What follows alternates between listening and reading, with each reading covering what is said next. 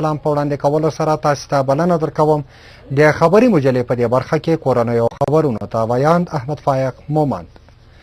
د استرالیا د دفاع وزیر سټیفن سمیت وایي په افغانستان کې په دوو جلاو پیښو کې په یوه ورځ د 5 استرالیایي سرتیرو وژل کېدل د کار په موده کې تر ټولو بده پیښه وه.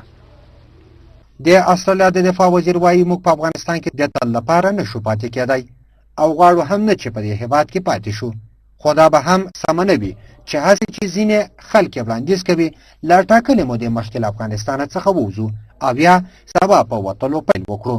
سټیفن سمیت وویل د پلان شوي تدریجي وتلو په تناسب به چې په ترڅ کې د 2013 میلادي کال تر وروستیو پورې د ارزګان امنیتي چارې افغان امنیتي ځواکونو ته سپارل کېږي سمدلاسه وتل خطرونه زیات کړي. نوموړي وویل په داسې کولو سره به موږ بیا په افغانستان کې د نړیوال توریزم د پالنې د زمینې برابرېدو چانس زیات کړی وي. یاد دې وي د څلورمې په ورځ ناوخته یو افغان سرتیري د بهرنیو ځواکونو د اوسېدو ځای یا بیس پر سرتیرو له نږدې واټنه څخه په استرالیایي سرتیرو ډزې وکړې او 3 تنه یې وژل. په دې ولایت کې 1.5 استرالیایي سرتیري میشت دي.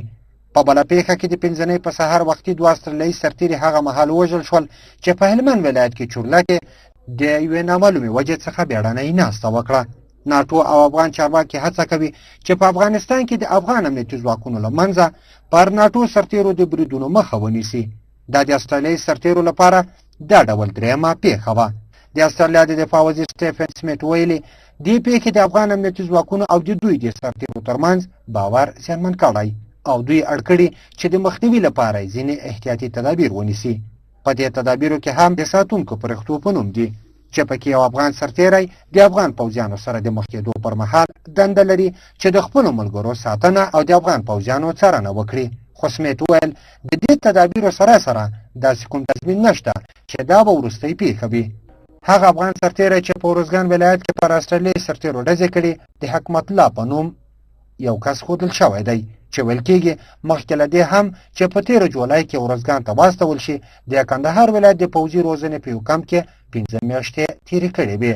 د استرالیا د دفاعي ځواکونو قمندان جنرال ډیوډ هورلي ویلي دوی تر اوسه په دې نه پوهېږي چې دا پیښه د طالبانو سره تړاو لري او که نه. د میدان وردګو ولایت په بریدونو کې 88 تنه مړه او ټپیان شوي دي.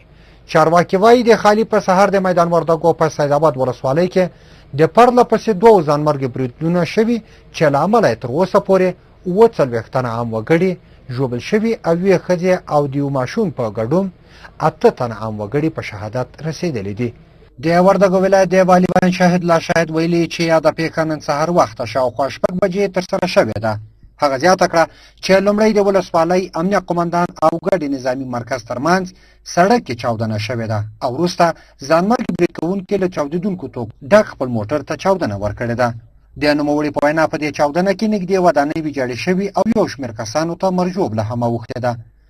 د لومړنیو راپورونو له مخې په دې برید کې 6 ملکي وګړي شهیدان شوي، 4 ټپیان دي او یو شمېر نور نظامي کسانو ته هم مرژوبله اوښتې ده، خو کاره شمېره ورسره نه وه. نوموړی وایي چې د دې چاودنې له امله د ولسوالۍ امنیه قمندانۍ او ګډ نظامي مرکز او ودانیو ته زیان اوښتی او د ده په ګمان کېدای شي ډېره مرژوبله یې اړولې وي.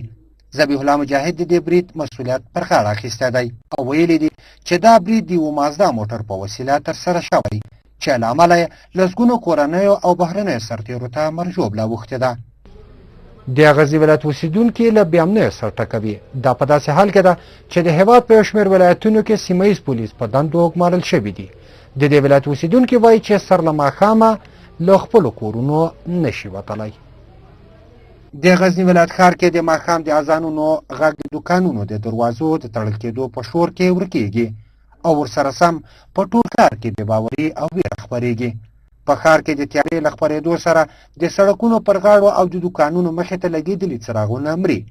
سړکونه د عامو وګړو له موټرو تشېږي او چې لږه نوره هم تیاره زیاته شي نو د ښار په بېلابېلو برخو کې د ځای ځای ډزو غږونه اورېدل کېږي. د سپکو وسلو له ډزو سره ورو ورو یاد ښار د پرله پسې کلکو ډزو غږونو د ماشومانو خوبونه تښتوي. دا هر څه یوه شپه نه دي چې تېرېږي بلکې اوس د غزني ښار اوسیدونکي یو عادي خبره بولي. د غزني والي محمد موسی خان اکبرزاده بیا دا مني چې ګواکې په ښار کې کومه شپه د وسوالو طالبانو او نتي چارواکو ترمنځ نښته شوې وي. دی وایي هغه ډزې چې خلک په ښار کې اوري وسوال نه بلکې بهرني سرتیري پر سړکونو د تېرېدو پر مهال کوي.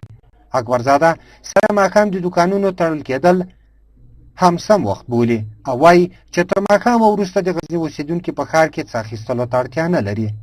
موسیزاده زیاتوي موږ څو وارې بهرنیانو ته ویلي دي چې په سړکونو ډزې مه کوئ، خو دوی د خپل بیکاره عادت له مخې کوي او په خلکو کې ویره خوروي.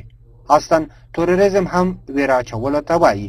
که څه هم د غزني والي دا مني چې ګواکې په ښار کې د کومه نښته یا وسوال برید شوی وي، خو وړمه ورځ د غزني ښار په نواباد کې د ولایتي شورا رئیس او څو ورځې وړاندې د ښار په پښتون آباد سیمه کې د غزني په پخواني والي فیضان الله فیضان هم وسوال بریدونه شوي وو. تر دې څه موده وړاندې بیا په همدغه ښار کې د غزني ولایت د څارنوالۍ رئیس سهارګل هم په یو وسوال برید کې ژوند له لاسه ورکړی وو او برید کوونکي رک روغ له ښاره څخه بیرته وتلي وو. په تېره څه موده کې څو ځله د عامو وګړو موټرونه د سړک په غاړې په ځای پر ځای شویو ماینونو ختلي وو چې له امله یې ګڼ شمېره وګړي شهیدان او یا هم ټپیان شوي وو. د حساب ځواکونو په خپره شوې خبرپاڼه کې راغلي چې د هلمند ولایت په نهر سراج ولسوالۍ کې پر دوو ولسي وګړیو د سړک د غاړې ښخ شوی ماین چاودنه کړې ده چې پر مهال یې دواړه ولسي وګړي شهیدان شوي دي. د خبرپاڼې د معلوماتو له مخې چې په دې شهیدانو کې یو ماشوم دی، ویل کېږي یاد ماین مخکې له مخکې کورنیو او بهرنیو ځواکونو ته ځای پر ځای شوی و. بل ورته په دې خبرپاڼه کې ویل شوي چې د دې ولایت په سنګین ولسوالۍ کې بیا د سړک د غاړې ماین چاودنه کې د ولسي وګړي دواړه پښې غوڅې کړي دي. د خبرپاڼې د معلوماتو له مخې چې دا ماین هم د وسوالو طالبانو له لوري ځای پر ځای شوی و. د یو بل خبر له مخې ویل شوي چې د نهر سراج ولسوالۍ په اړوندو سیمو کې د عملیاتو پر مهال 4 تنه د چاودېدونکو توکو او وسلو سره نیول شوي دي. په دې خبرپاڼه کې څرګنده شوې چې په نیول شویو توکو کې وسلې، 20 کړۍ ماینونه او نور شامل دي. که څه هم د دې نیول شویو وسلوالو او بمي چاودنو په تړاو تر اوسه کومې وسلوالې ډلې څه نه دي ویلي، خو وړاندې تر دې هم ورته پیښې رامنځته شوې دي او پړه یې کومې ډلې نه ده منلې. قدرمنو لیدونکو، دا و کورني خبرونه. نړۍ دا وخت به زما همکار تاسو ته وړاندې کړي. ملتیا مو وکړئ.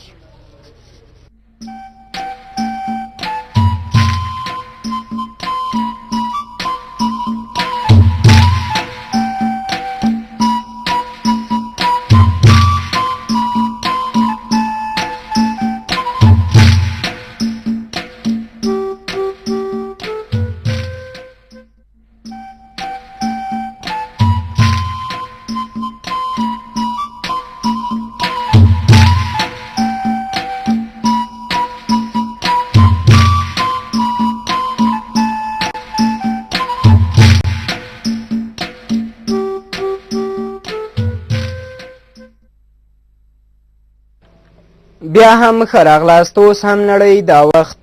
د ایران مذهبي مشر آیت الله علي خامنه‌ای پرون په تهران کې د ناپېیلو هیوادونو په غونډه کې وویل چې ایران د اټومي وسلو د جوړولو هڅه نه ده کړې. خو دې غونډې ته بیا د ملګرو ملتونو سرمنشي بان کی مون وویل چې ایران باید په دې برخه کې نړیوالو ته ډاډ ورکړي. په تهران کې د ناپېیلو هیوادونو د غونډې په اجنډا کې د سوریې جګړه هم شامله ده چې د شاوخوا 13 هیوادونو مشرانو پکې برخه اخیستې ده. په دغو مشرانو کې د افغانستان جمهور رئیس حامد کرزی هم شتون لري. د مصر ولسمشر محمد مرسي د ناپېیلو هیوادونو په غونډه کې د سوریې رژیم ظالم وباله او په دغه جنګ ځپلي هیواد کې د ډیموکراسۍ لوري ته د سوله ییز ځواک د لیږد غوښتنه وکړه. مرسي په سوریې کې د شخړو د مخنیوي لپاره د فعالې مداخلې غوښتنه وکړه. الجزیرې ټلویزیون راپور ورکړ چې د مرسي خبرو د سوریې هیات اړ کړ چې له غونډې ووځي. په تېرو 3 لسیزو کې دا لومړی ځل دی چې د مصر ولسمشر ایران ته سفر کوي. خو د دې دوه هیوادونو اړیکې بیا هم د سوریې د شخړو له امله سړې شوې، ځکه چې ایران د بشر الاسد د رژیم ملاتړ کوي.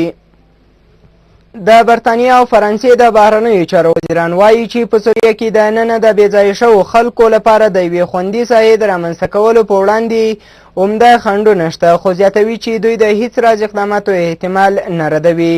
د فرانسې او برطانیې به د بهرنیو چارو وزیرانو لوران فابیس او ویلم هیګ چې په سوریه کې د زیاتېدونکي بشري بحران په اړه د ملګرو ملتونو د امنیت شورا له غونډې مخکې خبرې کولې. په دې هیواد کې له نړیوالو بشري هڅو سره د پراخو مالي مرستو اعلان هم وکړ.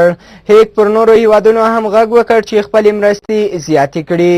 ترکیه چې له سوریې څخه د زیاتېدونکو کډوالو له ګڼې ګوڼې سره مخامخ ده، له نړیوالو قدرتونو څخه غواړي چې د ملکي وګړو د امنیت لپاره د سوریې په خاوره کې دننه یوه خوندي ساحه جوړه کړي.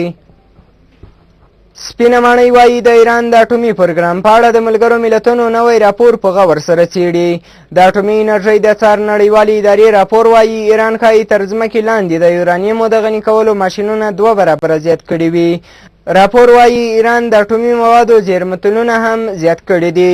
د سپینې ماڼۍ ویاند جیکارني وویل ایران لا هم د فرصت یوه کړکۍ لري چې په ډیپلوماتیکه توګه خپله ستونزه حل کړي، خو دا به یقینا چې پرانیستې پاتې نه وي.